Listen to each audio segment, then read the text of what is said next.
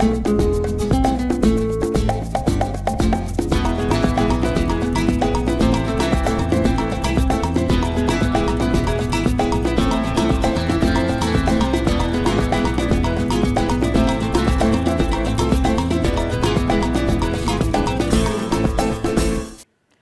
and welcome to Health Digest, where we bring you news, analysis, development, and everything that concerns your well-being. Today, we focus on the subject that literally runs through our veins, and that is blood. This essential fluid is not just a symbol of life, but a lifeline for countless people every day. In Nigeria, the demand for blood far outweighs the supply, and our country faces a significant blood bank deficit, a challenge that can mean the difference between life and death for many in need of urgent transfusions. On this episode, we explore the importance of blood and why voluntary blood donation is critical and how we as Nigerians can bridge this gap to save lives. I'm Ogom Izedimbu. We'll be back after this break. Do stay. Here is a new and refreshing offer for our esteemed audience across the globe. The new AIT Cloud TV is an online streaming service that offers you attractive opportunities to view our rich, exciting, and entertaining programs anytime, anywhere. AIT Cloud TV is available on the web on www.ait.app, Apple TV, Amazon Fire TV, Roku, and Android TV. You can also download the mobile app from the Google Play Store or the Apple App Store. Simply connect to the internet, download the app, register, and watch live or catch up on unlimited hours of exciting shows. AIT Cloud TV. TV on the go. If you're just joining us, the program is Health Digest. In the year 2022, the Nigerian government declared December 8 Nigerians National Blood Donor Day. And the reason for this is to ensure that there is availability of safe and adequate blood for Nigerians in need of it. Our guest is Professor Sally Yaguda, the Director General, National Blood Service Agency. Welcome to the program. Thank you very much. It's a pleasure being here. Nigeria's National Blood Donor Day. One of the reasons for declaring this day is to make sure that we have blood available. But what we have is a deficit. What's the situation? Yeah, thank you very much. Good afternoon, Nigeria. In Nigeria, we still have deficit of blood, and that's the essence of creating this awareness so that people can come out and donate blood. According to the WHO, the gap is very wide. In Nigeria here, we are only able to supply less than 30% of our needs, because based on the estimates, with our current population of more than 200 million, so we need at least 2 million units of blood annually in order to cater for our emergencies. So that's the huge gap. But currently, we are supplying less than 500,000 units of blood. So which means we still have a very huge gap in order to bridge so that we can have our blood availability. So the main essence of the day actually is to thank those that have been doing so and also encourage others to join.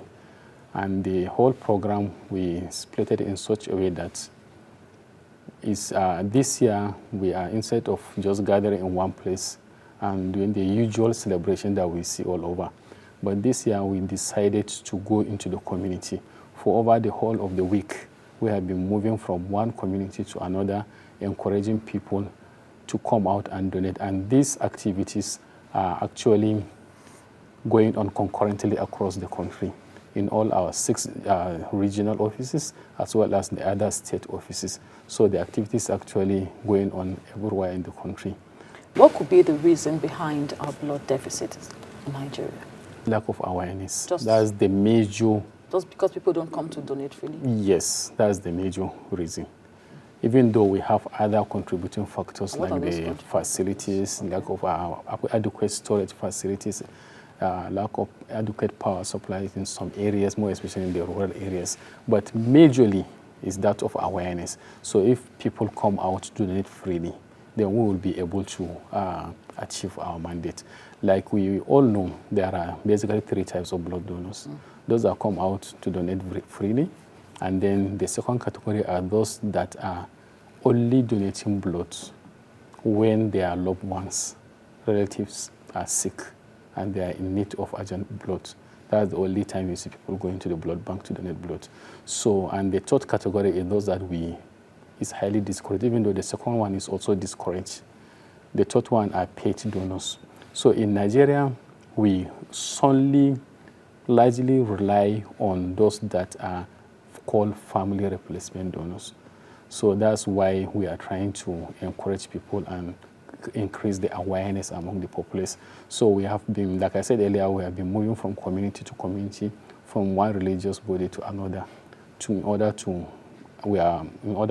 tell their people that they should come out and donate blood freely. It's only when people are donating freely that we will be able to have adequate supply to meet our needs. Now, you meet religious leaders, you go to the communities. How do you address this belief of people who don't agree to blood donation? Yeah. You know, those that don't agree to blood donation, most likely you can classify them also. But most of them, if it's because of their religious beliefs, so that one, you can't do much about it. But those that is just purely because of ignorance or there are some cultural beliefs, those one you can talk to them to see the needs. So these are the kind of people, when you talk to them, they actually agree to come out and donate. But for those that stick to their religious beliefs, that they don't accept blood transfusion, so we do very little for them. But we usually encourage them to imbibe a good health behavior so that they will stay healthy, and then in cases where they may need the blood, so those need may not be that emergency critical. So we encourage them to stay healthy and also be screening themselves from illnesses, and when they are sick, they come out to the hospital early enough so that we will be able to detect their problems and address it squarely. Have you ever been to a community where you're chased out? Yeah, it's happening. It's happening. Some people, not even in the community, even here in Abuja, when we are doing road walk on Friday, somebody threw back the pamphlet that was given to him, to one of our staff, and he even abused her. That I will not come and donate. So he says some nasty words. So it's happening. It's not only in the village, even in towns. There are some people, because of ignorance, they don't want to come and donate. Some people feel that is basically due to the donating blood will harm them. But these are the kind of people that when we talk to them, we explain to them that we are also health workers. So we know what we are doing. And there are criteria for donating blood. So it's not just, we can't just catch somebody on the street, come and donate blood, and then we just take his blood without taking the precautionary measures in order to also protect him from being harmed. So when you want to donate blood, we usually ask some questions about your lifestyle, whether you are sick. We do some basic screening for you.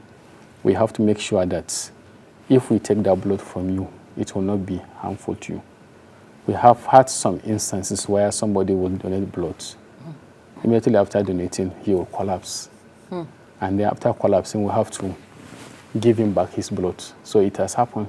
And these are happening. Some of them you can't predict, but majority of them, you can prevent it from happening. That's why we have some set of measures that we put on ground, that before you take anybody's blood, please follow this protocol. First, make sure that he's of adequate age, even the weight, the height, we have to check. We have some minimum criteria for it. And we also have to check the lifestyle so that the blood we are taking will not be transmitted to somebody. For example, a person that patronizes commercial sex workers. So, and he happens to be having unprotected sex from different individuals. So such people we usually discourage them from coming immediately after having those kind of encounters to come and donate blood. So we don't take their blood. And some of them, like I said, we check their weights to make sure that they have the minimum, check their height, and then we also take small amount of blood, sometimes just a drop, to measure the actual level of their blood. That's what we call hemoglobin concentration, or in some instances they call it packed cells volume. So we check the level of blood. There is also a minimum criteria for it. So once we see that you are below that critical point, so we exclude you from donating blood. And in fact, we even advise you to go and seek for medical advice. It has happened like that before. You talked about the infrastructure, you talked about the facilities. With all of this, the power supply, with all of this put together, how do you ensure that blood donated are safe and they are well kept or stored to prevent further health risk? The funding is not adequate. That's why we need some money to cover for some of the logistics. If I tell you now, today, with the current inflation rate and other market values, you see that for us to process 1 unit of blood, it will take us up to about 30,000 naira. So how much do you sell? We don't sell. Okay. We charge. Okay, you service charge. Okay, service charge. Okay. Yeah, you don't it's sell charge. blood. No, we charge. don't sell the blood. Okay. But we charge. And you charge because of all of these things. To cover for some. Okay. The government pays for everything. Okay. So, but there are still some gaps that we need to cover. And these gaps are, like I said, the fuel, the blood bags that we buy, the screening kit. So what the government is giving us is not enough. So we usually charge a token of 10,000 naira from us. Okay. So you can see the gap. 30. So it's very wide. So we don't sell, we charge for service charge. So the same thing when they go to some hospital, before they transfuse the blood, there are some additional tests they do to make sure that the blood is not harmful for the individual. For our site, we test for the infections. Okay. Make sure that the blood is not infectious. Okay. So we check for HIV, we check for hepatitis B, HIV 1 and 2, hepatitis B, hepatitis C, and syphilis.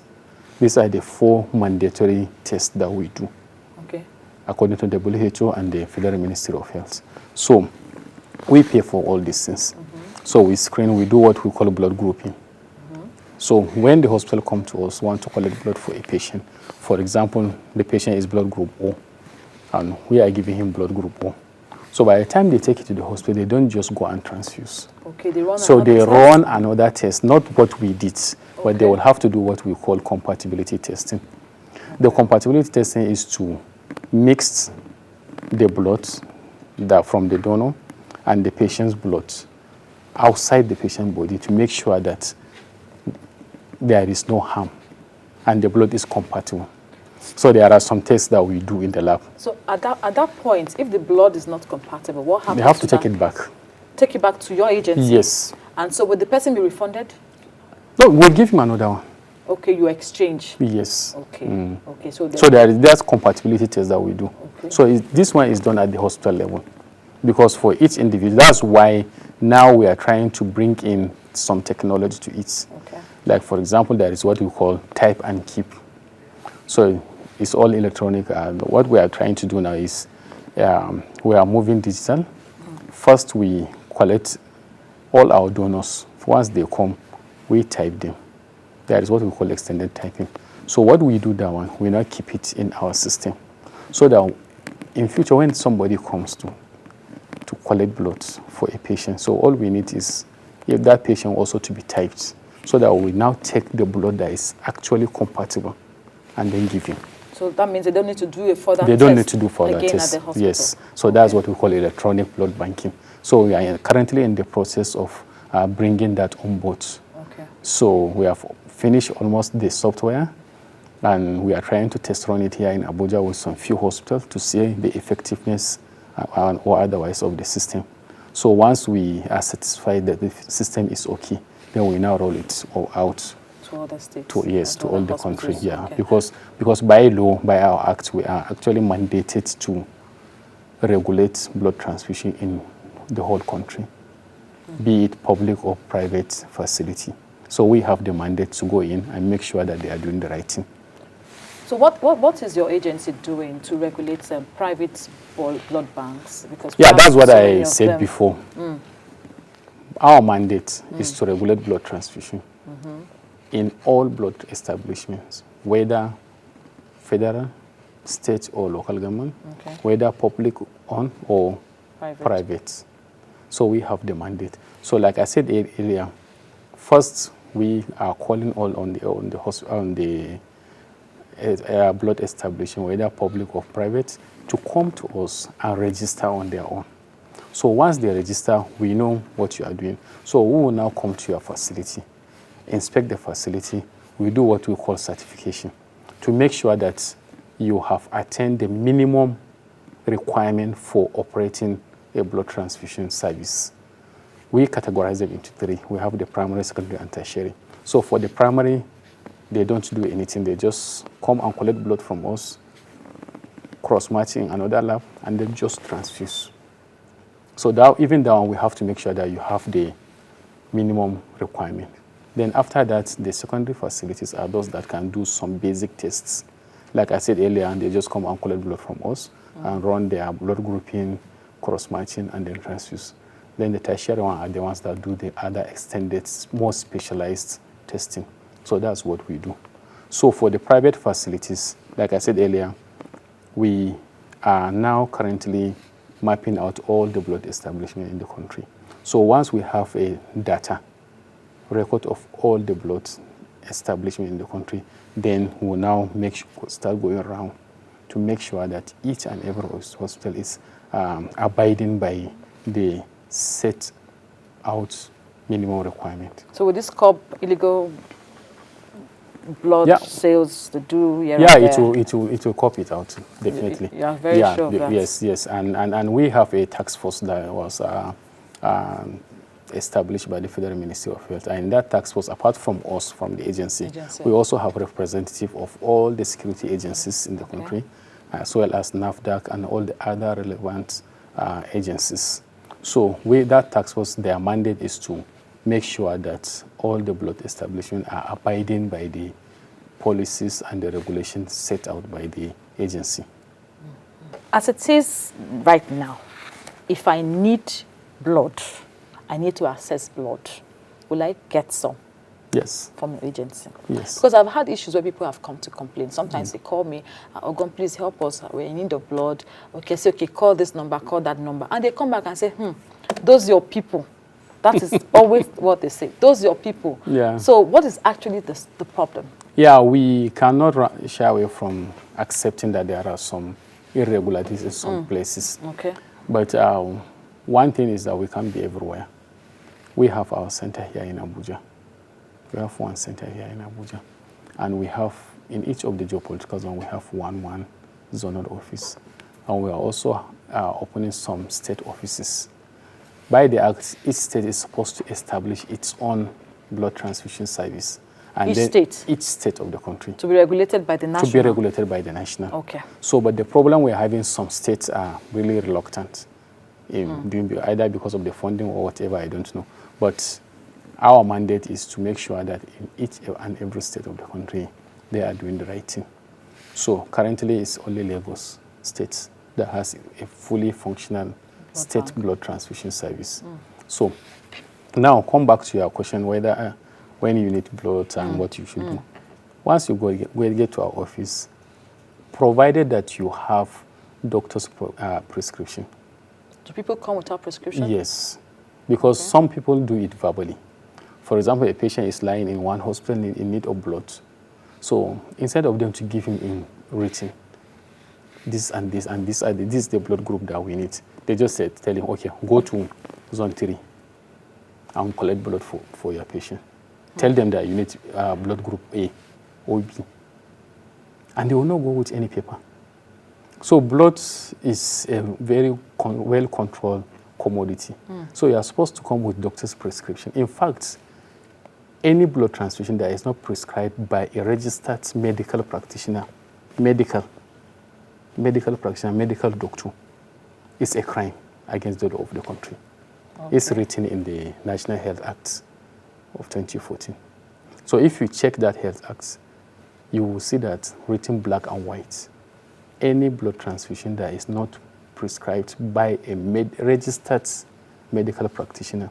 So even if he's a medical doctor, if he is not registered with Medical and Dental Council of Nigeria, and he has not updated his current annual practicing license, it's also a crime.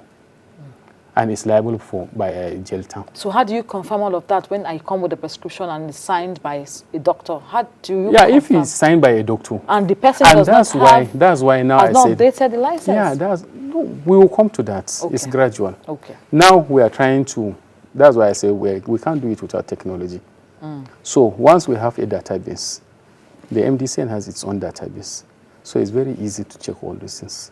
But for now, we are trying to upgrade our facilities first. So until we upgrade, we'll continue After with we the upgrade, process. we now go ahead. It's step by step. Okay. So, but for now, if you go with a prescription from a hospital, so we'll assume that hospital, they are doing the right thing. And it's a doctor that, once his name is there, it's written. So we are mandated by law to attend to you because it's a prescription. Okay. But if you come to our center without prescription, there is nothing we can do. And sometimes we run into problems where the actual blood group that you are looking for is not available. So what of the blood group do you usually have issues with that are not ready? Usually they are the negative ones. Oh, you know, blood groups are grouped into by two systems basically. We have the ABO and then positive or negative to each one. So we have blood group A, blood group B, blood group AB, and then blood group O. Each one of them is further classified as positive or negative in what we call RHD classification. So the negative in total constitute, whether it's A, B, or C, constitute of less than 5% of the population. So that's why, and even the ABO, the most common one is the O. The rarest one is the AB. So just think of somebody with blood group AB and negative. So even the negative itself is less than 5%. So the negatives are always difficult to find. They are always difficult to find. But the So that's why available. what we do once we know so person is negative, okay, we usually keep him in our records. So when they come to donate, sometimes, more especially those with rare blood groups, when they come to donate voluntarily, we usually tell them, if we know, we just tell them, please reserve your own, not now. When we need to, we'll call you. Sometimes it's done like that. Okay, so it doesn't go through the expiring date and then nobody comes for it, right? Sometimes the blood will expire. You will collect AB negative and keep it. And after 35 days, nobody will come and request for it. So and it will expire and it's a wastage. So that's why for those people with those kind of blood groups, we usually keep them in our, and we have the record of our voluntary donors. Okay. So when we are in need of their emergencies and the blood are low, we usually call on them. Please, so person, come and assist us. Even recently, we had a similar case. And they'll just come? Yeah, they come and assist. So, before I let you go, I would just need you to talk to Nigerians why it's important for them to donate blood, since we already have a deficit, and so we need to boost it. So I need you to give your last word to Nigerians. Yeah, thank you very much. The message is very simple. Come out and donate blood freely. And it's only when you and I that are healthy are donating blood that will achieve sufficiency of the blood. If we are not coming out, we can't get there. And another thing that one of the major advantages of donating blood freely is that you have that, it builds your confidence, because you know that you have helped somebody that you don't even know. And you don't know the extent of that, what that person can do in life after you have saved his life. So you don't know what you will do tomorrow. And secondly, it's also good for you to be donating blood regularly, because it gives you an avenue where, if I may ask you now, when last did you do your medical checkup? Most of us do it once in a year. January. Yeah, so once in a year. I'm due January 2025. Yeah, most of us do it once in a year. During their birthdays, they will say, okay, let me go and do it. Some don't even do it. But when you are donating blood regularly, you are donating up to 3 times in a year. So just imagine, you will have free medical checkup at that point in time, because when you come, they will ask you some questions. And if you are hazy in some areas, you will ask questions about how to keep healthy lifestyle. And then they will screen you for HIV, hepatitis B, and all C. Free. All free. And they will test your level of blood. They will tell you, today your PCV is 45. You keep on, you will be happy. So all these ones are free for you. So it gives you an avenue where you will be having medical checkups every 3 times in a year. That's the maximum we collect blood. So just imagine, so there is a chance that you will stay healthy, and you will also maintain that healthy lifestyle, because you don't want a situation whereby today you will come and donate blood.